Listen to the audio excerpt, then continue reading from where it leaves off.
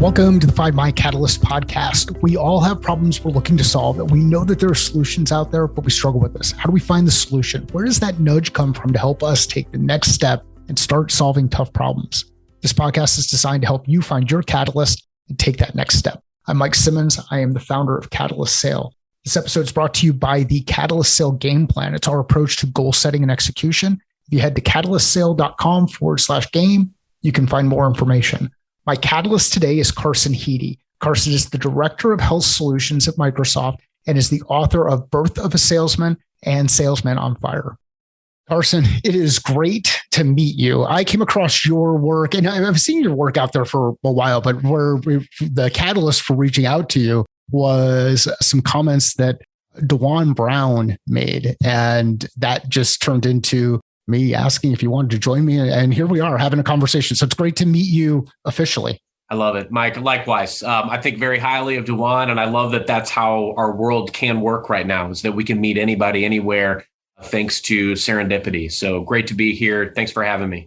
So let's talk about just like leadership and sales. And specifically, let's get into some of the stuff that a lot of people don't like to talk about is the failure side of things, the obstacles that come up, the challenges that hit us, and what do we do with those next? So we're just going to go jump right into things. What do you think about when it comes to failure, either as an individual contributor or as a leader from a sales perspective? Yeah, no, Mike, great question. I feel like I should probably lie on a couch if I'm going to talk about challenges and failures. But that said, let's sit in the discomfort, because I think it's important to do so. For me, there's never been a better catalyst than feeling like there was a perception of me that wasn't my best, or, being counted out, or not achieving something that I had set out to achieve. There's been no better catalyst. I know we had chatted previously, and one of the things that I shared around my catalysts was, I remember vividly the first and only time I missed goal. And, I think that there's a few different ways that you can go about reacting and responding to that, right? I mean, there's some folks that will continue to spiral. You get desperate in a sales slump, and you try to change things, and you get away from the fundamentals. I took a different approach. I took more of a scorched earth approach. I looked at every single gap that I had, and I developed a process and a plan to attack and eradicate that gap, right? And I'm a big believer in probability, and I tried to hedge my bets. I tried to enhance my odds, look for how could I run at such a scale that would enhance the number of leads that I was getting, the number of conversations that I was booking, who I was talking to. Am I connecting with everybody that I need to? Am I going to cover all of my metrics, right? Every bucket, I had a plan, and it worked. I had the best year of my career as a result. But in those moments, it's the fuel that's firing you. It's kind of like, I'm a big fan of Michael Jordan, favorite athlete of all time. And I remember watching interviews with him and also reading books about him, where he would always talk about the experiences, like when he would retire. He obviously did that a multitude of times, right? But he would retire because he needed a new challenge. He wanted a new challenge. And then when he came back to basketball, he felt like he had it. It's like, hey, I've been away from the game for a couple of years. Can I compete at that level? Can I still win championships at this level? And so for me, that challenge is always, can I do more? Can I build on what I've done, both as an individual contributor and also as a leader? Because as a leader, there's another element entirely. You're not the hero. You're the hero maker. You've got to go out and find ways to influence your team, not to force them to do it your way, but to influence your team to go out and tackle things in a way that will be conducive to their superpowers, their skill sets, their strengths, their gaps, the things. They have a very nuanced business. And that's why it's so important to get in, earn their trust, so that they are inviting you to the table and you're part of the strategy. But for me, that was the biggest catalyst there's been, Mike, is the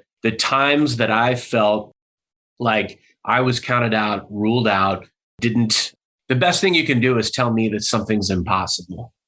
So I want to go through a couple of things that you had mentioned in there. And I want to take us all the way back to the beginning, which is this scorched earth. What does scorched earth mean to you? Yeah, leave nothing to chance, and operating at a frequency and a scale that just most other people don't do. I think there's a lot of really hard and good workers out there, Yeah. right? But to be on another level, when you're there, it's that rarefied air. When you're operating at that frequency. And for that year, I was. And, I believe that you can create your own luck as well. There's a reason that the Color of Money poster is back here, because it's my reminder. There's a quote in the film: for some players, luck itself is an art. And I'm a believer in that, because if you control your controllables, the variables that you can control will give you better odds. It's just for the very reason that I don't gamble anymore, because the house always wins. But you can control your odds when you control the controllables. Certainly, there's things that can happen where you can't control them. But sometimes if you do it right, and that was one of those years where the planets just aligned. It's rare, right? But it can happen, and you can have a hand in your destiny. But Scorched Earth for me just means like I just went to town.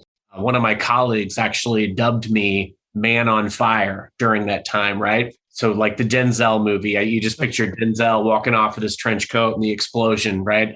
And that was the motivation for writing my book, Salesman on Fire. I think what's cool about the perspective that you just shared is when I heard you say Scorched Earth, I was thinking about the stuff that you left behind rather than the things that you were creating as you go forward. So, and it's a very powerful perspective. Like I will talk about growth mindset versus fixed mindset and internal locus of control versus external locus of control. But in this instance, I did what I don't usually do. But you get into like fundamental error of attribution. I'm walking down the street, I trip over a stick.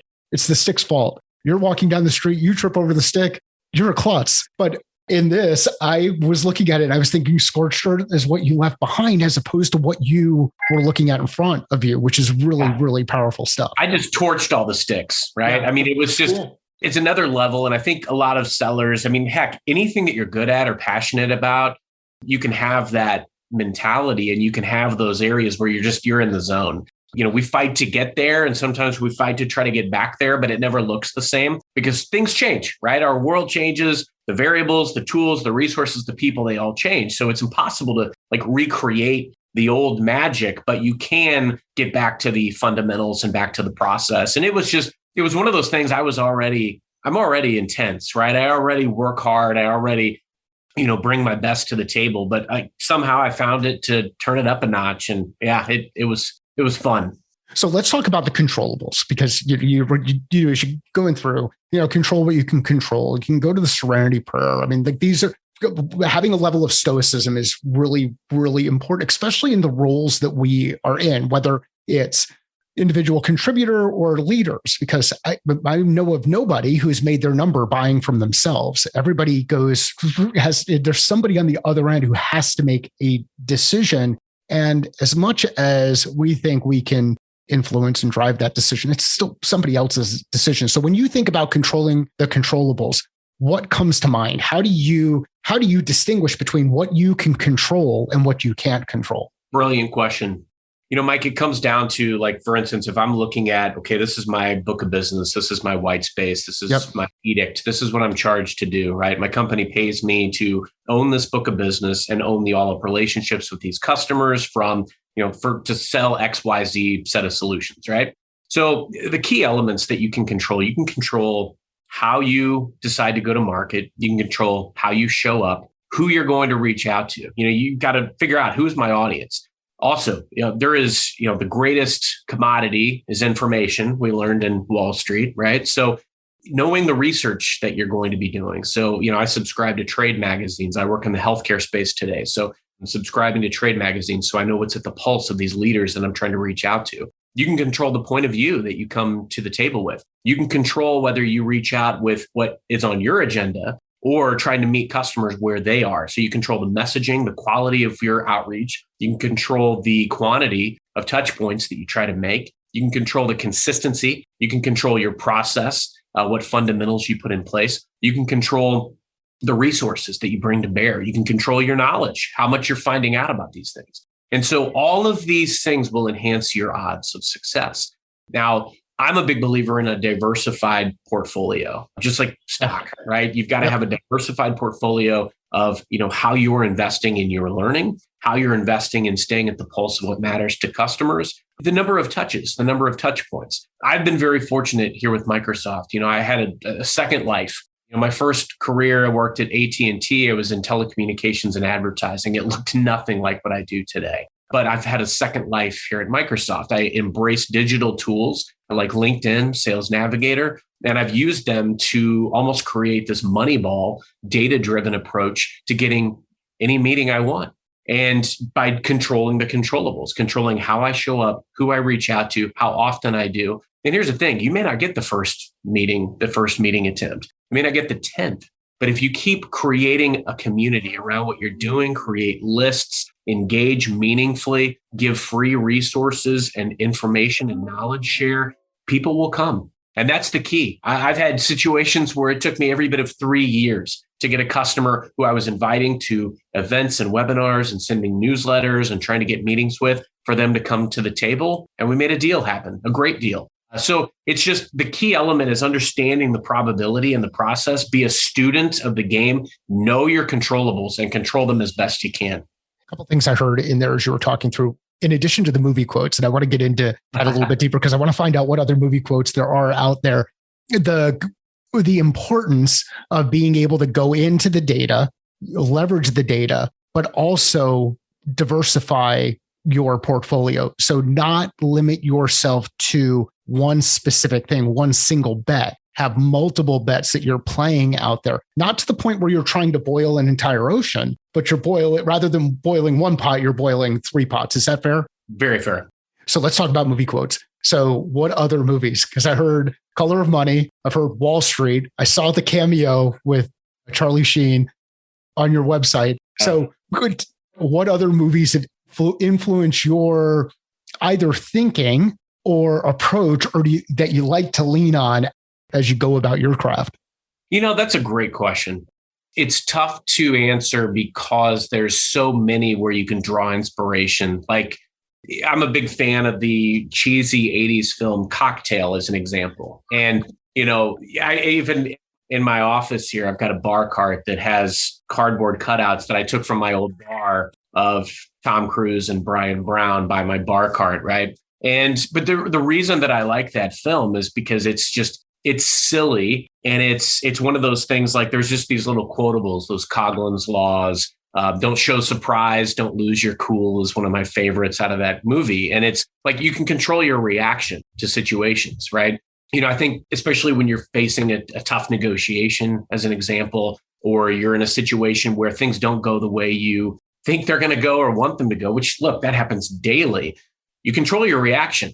I was interviewing on my podcast recently, Paul Riley, he lives here in St. Louis where I live. And we've known each other for years. And he had a new book, Selling Through Tough Times, that came out not too long ago. Okay. And that was one of the key areas that we really focused in on and doubled down on is, look, you can't control what's going to happen, but you can always control what you do when it happens or how you prepare yourself from a mindset perspective when it happens. I love that you hit on like serenity prayer, some of the locus of control. I think those are the key elements that you have to hone in on and get to a point where, look, yeah, these things are going to happen. They're not going to faze me. I'm going to be very mindful. I'm going to live in the moment. And when these things happen, I will respond accordingly. Not in a knee-jerk reaction approach, but I'm going to keep a steady hand on the wheel. And I will tell you, these are also things that you can control that enhance your probability of success. So for me, I love picking up movie quotes all over the place that,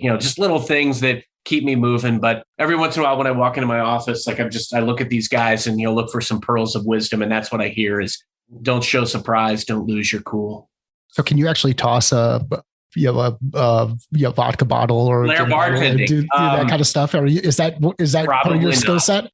That would be dangerous. I would not stand anywhere near me. There's a chance I'd catch the bottle, but the probability is not high. The place that I get into trouble is I don't measure. And then I also allow people to overserve, so 2 really bad things: don't measure, overserve. And this is why I don't work in a restaurant, nor do I own a restaurant, nor will I ever own a bar. I will actively partake, but I do not own. So you got to know your boundaries, Mike.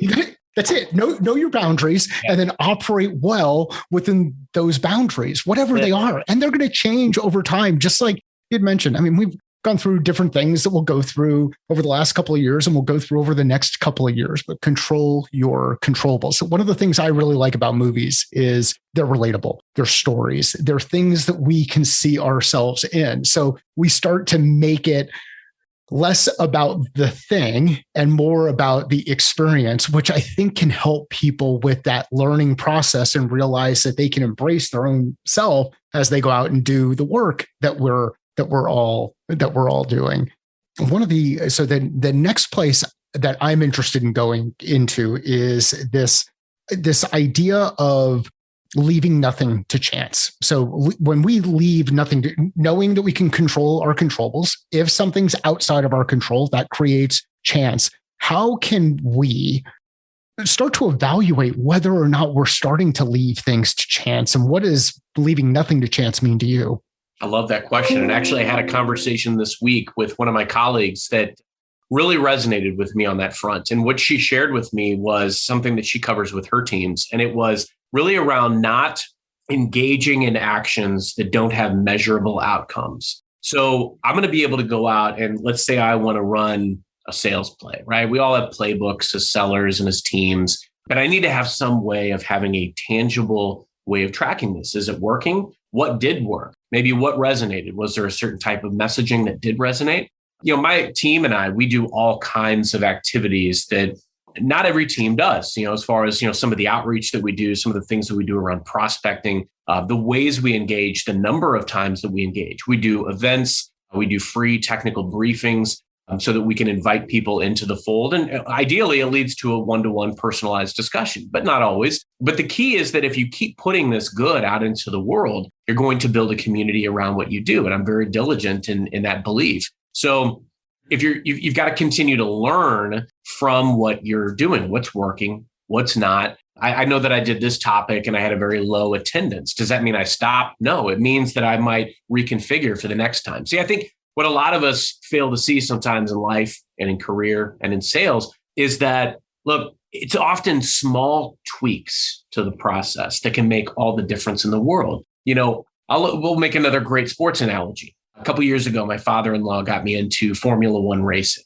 Okay. Yep. The top teams and the bottom teams are separated by fractions of seconds. So, it makes all the difference in the world just making that tiny little tweak to the power unit or to the engine or to the DRS system or whatever they do. It makes all the difference in the world. And so think about how you apply that to your own methodology. If I just tweak my messaging, put my marketing hat on and cast a really wide net with this particular messaging, or I target this particular audience, it can make a huge difference. So think about how you're showing up. And again, go back to the controllables, but also make sure that what you're doing is trackable because data helps you diagnose. And I think that's the last thing that I would say on this topic, Mike, is that where we have to be effective as leaders is don't use data to go to your team and tell people you need to do more of this. It's not, hey, you're not selling enough of this widget, so you need to sell more. That's not effective.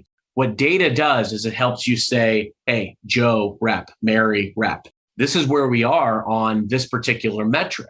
Let's look at our process that's leading to this output. Where might we make some changes? What feedback are you getting from customers? Because I like to make my approach very counterintuitive. We talk about quality of the messaging. I remember when I first started calling on customers at the company that I work for now, and a lot of times I'd get the feedback that, hey, we typically just funnel you guys right to IT, or we typically only talk to you at business unit when it's renewal time or whatever the case may be. You're one of the biggest checks we write, and I don't want to buy anymore. So I would take this counterintuitive approach to show up automatically and proactively, like, hey, because of the significant investment that you make, you're entitled to resources. And it's my team's and my responsibility to make sure you're privy to them. I'd love to connect and figure out, make sure you're getting your money's worth and optimizing your investment. Guess what? I get the meeting more often than ever before because of taking that approach. So that's the key element. Show up with servitude and servant leadership.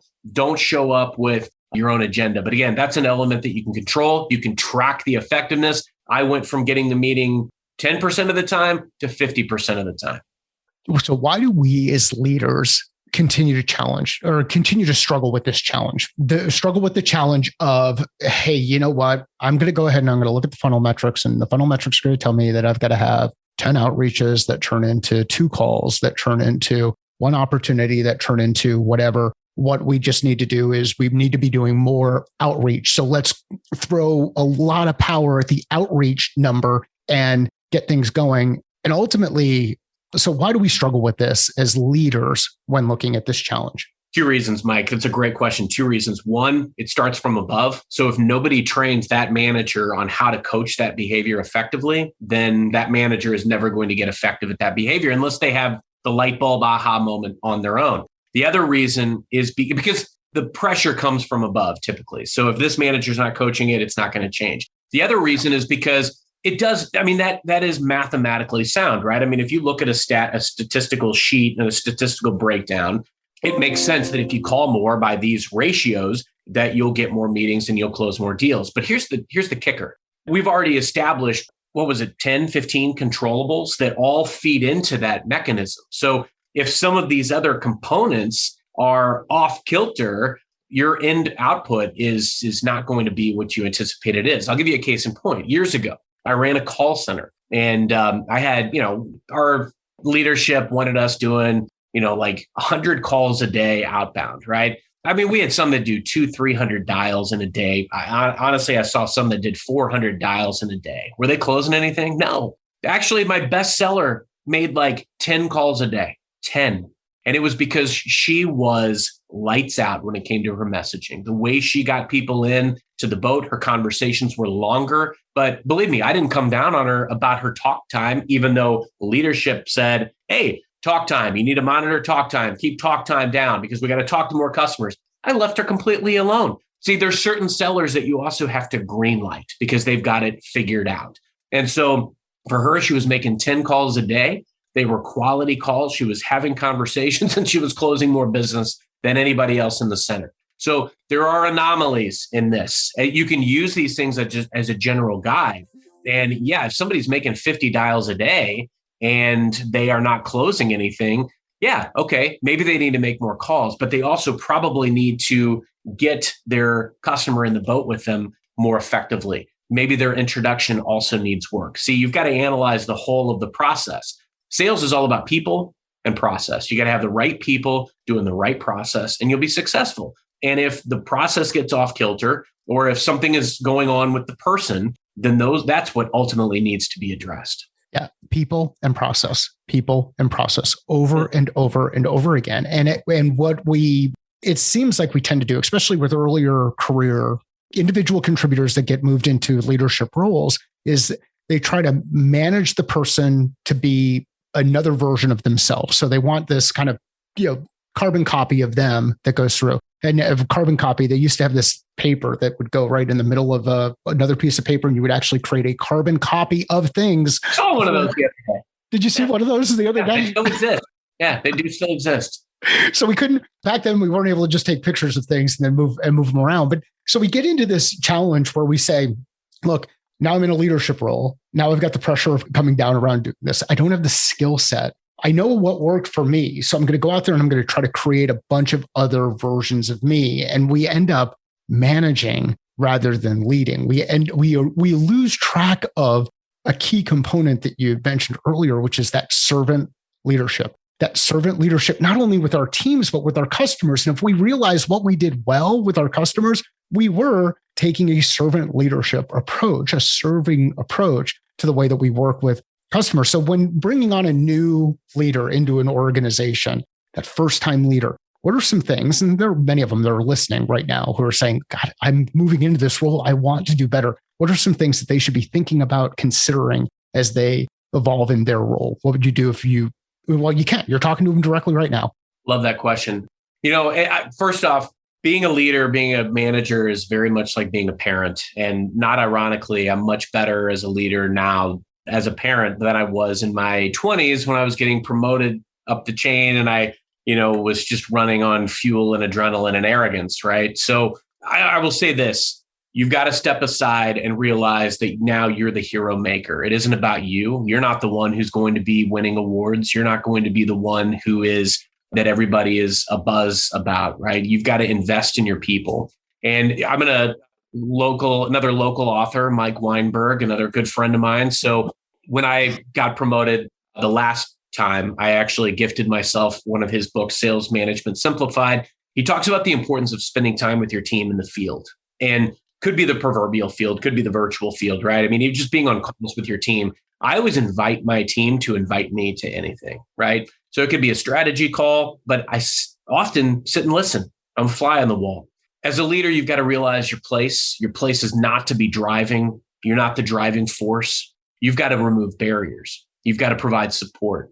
And when requested, see, here's the thing. You've got to earn the trust. You establish a foundation of trust and transparency with your team. Here's how you know you've made it as a leader is when your team starts coming to you and asking for your perspective and your guidance and your feedback, and they want you in that room with them. But that's not going to happen if you just come at them and say, hey, you need to be doing it this way. You need to be prospecting like this. You need to be talking to your customers like this. Here's a script that you have to read. That's not going to get their buy-in. They have their way of doing things. They have a comfortable way of doing things, most likely. Now, it could be a comfortable way of success. It could be a comfortable way of mediocrity, and it could be a comfortable way of failing. As a leader, you've got to figure out which one it is. And then you also have to help them figure out where they are in the chain, what motivates them, where do they want to go? What do they want to have from a goal perspective in the role they're in? What's their career trajectory? What's their desired career trajectory? And what makes them tick? Because if you understand their why, that's ultimately going to be how you work with them. Because I think a lot of leaders fail to also look at the other elements that their team cares about. It's very diligent effort and attention part for me to spend time with my team to make sure that, look, we're going to do everything we can to make sure that you do your job so you get paid and get the recognition you deserve as best we can. But I also know that you want to get promoted. And so I'm going to encourage and I'm going to coach and give you the tools. And I'm going to be your advocate, wherever we need to go, create relationships for you.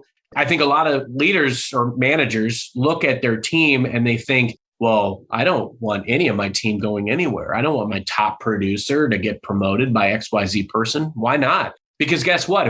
If I get top performers recognized and they get promoted, people are going to want to work for me. If I create a diverse workforce and a diverse culture that has a lot of great perspectives that they bring to the table, and it inspires other people to look at my team and say, hey, look at that team. I want to go work for that team.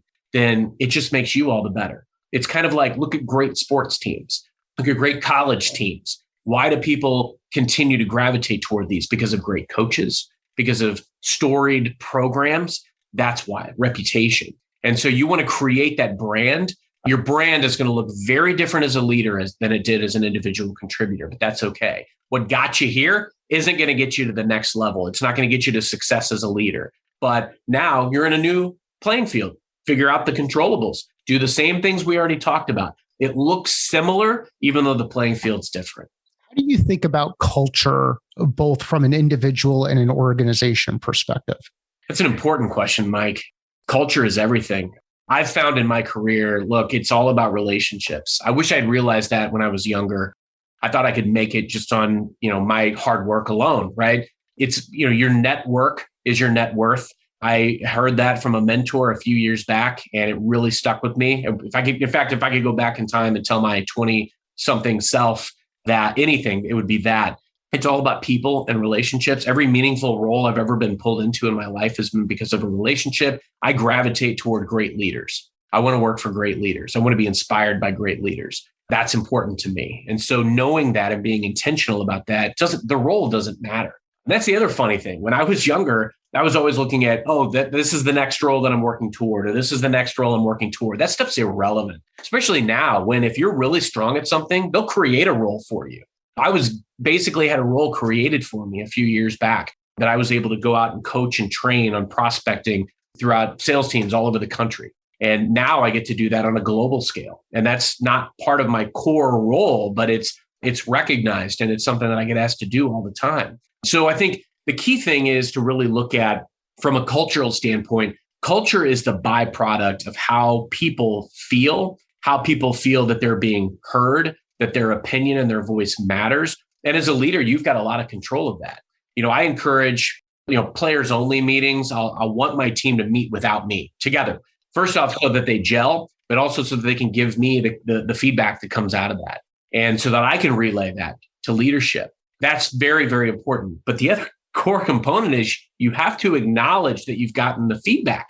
It's one thing if people are filling out surveys and they're, giving feedback and nothing ever happens. Well, guess what? You're not going to get very good feedback. They're going to stop caring. So you've got to make sure that you address what you can. You can't change everything about your organization. I've worked at small companies. I've worked at large companies.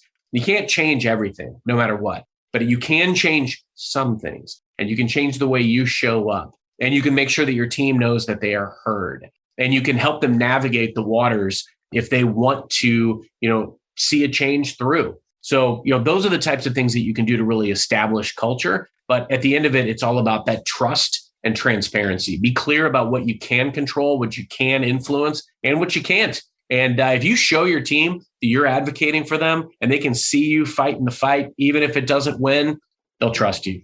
One of the things I like that you had touched on as you were going through that is and it goes back, and it just, all of this kind of arcs back throughout the loop of the conversation. But incremental progress, incremental things build to amazing things. It's not this constant, all right, we're going to go bring in a culture change agent today who's going to help us do everything because we're all going to read a book together. And once we're finished reading the book together, everybody's mindset and perspective is going to change. And Mike was actually on the podcast a number of years back. It's good to see him picking up golf. Hopefully one of these days we get a chance to play golf together. I'm to St. Louis. Yeah, let's get it going. I need to. I made the mistake. So last year I went to Kansas City, and up until the point that I was in the airport looking at the board with flight information, I was certain I was going to St. Louis until I saw the flight and it was taking off at the time that I was due to land. And I realized, oh man, I am just moving too fast. I'm actually going to Kansas City, and that was where I was supposed to go. But St. Louis, I've only flown through and dropped in. As we go through this, though, there's these incremental things that we do that have significant impact and create opportunities to learn. How do you keep not only yourself, but your team, the people that you're around, focused on the next step, not everything? Yeah. Wow. That's a good one too. It's funny when you say something about bringing in change agents. For some reason, I picture the Bobs from Office Space. Oh, every time. Every time. But then you just want to go. So we were talking about carbon copies. Now then you want to go out and break a copier. So it all comes together. See, movies are magical. They're everywhere. Yeah, they're so good. When you think about that, and it's funny, I was on LinkedIn about a week and a half ago, and an ex-colleague of mine actually made this post about, it was comparing the impact of output from motivation and how sporadic that can be with spikes versus like the stagger step upward of consistency. And so I think that's the key, is to focus on consistency of process. So again, I'm going to make it all about people and process. I think that we got to put our money where our mouth is. We just said it was all about people and process. So that's what it's all about. You make sure you got the right people. You make sure you understand your people, you're invested in your people. So you've got their buy-in, right? Because you need their buy-in to go on the journey together. I had the very serendipitous good fortune of joining Microsoft 8 years ago, the week after Satya Nadella became CEO.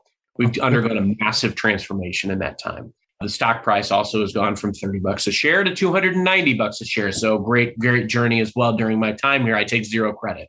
But to get people's buy-in, it's about investing in them and being very consistent with your approach and helping them understand the value of consistency in their approach and always bringing it back to process. I mean, these things are going to come from all over the place. It's so easy to get pulled into the daily minutia. Every day I talk to somebody and they're like, oh, I'm just putting out fires, man. I'm just doing this and that.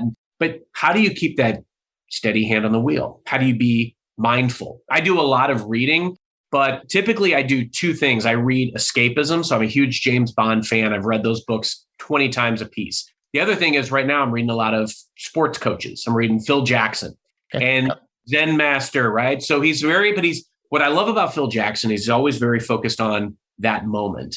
And I think that's the key element, is drown out all the other stuff And so that's what I try to help my team with is, all right, bring me the situation. I'm going to listen. And then let's wade through these things piece by piece, because it's so easy to get the emotional element in it. Like right now, we're in our fourth quarter, right? So, pressure's high, and I love that time, but it's like everybody's under pressure. You've got to understand where they are, meet them where they are, and you've got to listen. And you've got to make sure that they are part of the solution. Because again, it's not about me telling them, well, hey, this is what you should do. Or, hey, when I deal with this situation, this is what I do. It's very good. So let's pick this apart and trying to ask them a couple of like challenger style questions so that they see the path. That's the important element, because they need to be bought in on the solution, Mike. They're not going to go down that path. And it's just like a customer. They're not going to go down that path unless they see the reason to make that decision, make that commitment, and commit to change. And so that's how you get them on the road, is really understanding them, understanding their why, helping them see the path, and just being with them. There was a meeting that I had not too long ago, a podcast interview that I was doing with a gentleman, and he even said that with his sales team, was that he will tell them what his guidance and feedback is, but even if they don't do it that way, he still supports. And that's the key element. I'm going to live and die by my team. They're empowered to do it their way. They earn the right. They earn their seat. They earn the right to do things the way that they see fit until they lose that right? But it's not my job to tell them how to do it. It's only my job to support them before and after the decision.